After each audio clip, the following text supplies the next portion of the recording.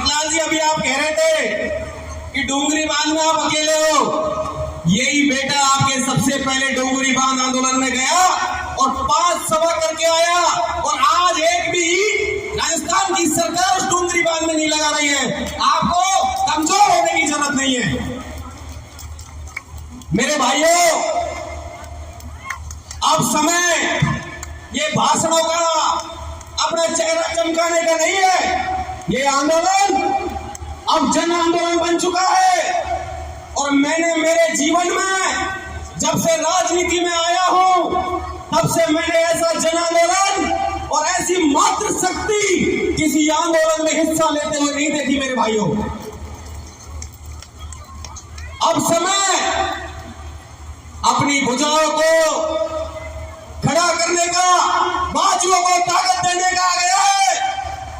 अब समय 28 का नहीं रहा, 28 तारीख तक इंतजार का नहीं रहा।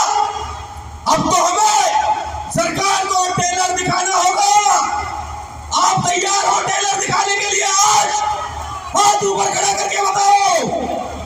अब सरकार को टेलर दिखाने का समय आ गया है। सरकार हल्के में ले रही है मेरे भाइयों। हमारा इतिहास सरकार ने नहीं देखा।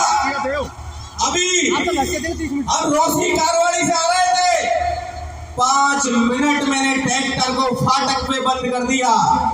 5 मिनट ट्रैक्टर को फाटक पे बंद कर दिया, फिर शासन जयपुर तक हल गया मेरे भाइयों। अगर आपने थोड़ा सा ऐलान पटरियों की ओर के टेलर का कर दिया तो इतनी कमजोर है कि 5 लाख की मोरी को खोलने के लिए चले जाएगी मेरे भाइयों। आप सहमत हो?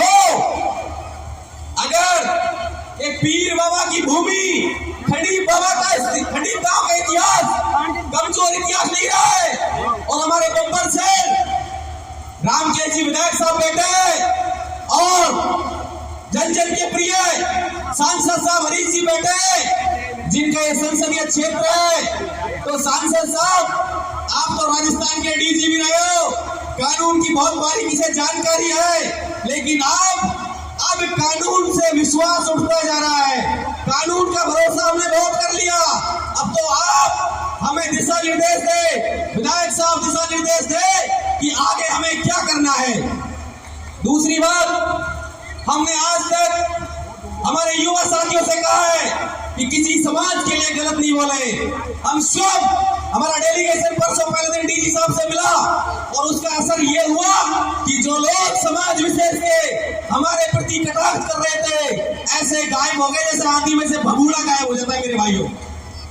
तो अब समय हम सबको ताकत दिखाने का है, और अगर आपके खून में, अगर हकीकत में ही मीना का खून है, तो अब समय ऐसा आ चुका है इस आंदोलन को जल्दी से जल्दी सफलता की ओर ले जाने का, ना कि लंबा खींचने का। राम राम, जय राम।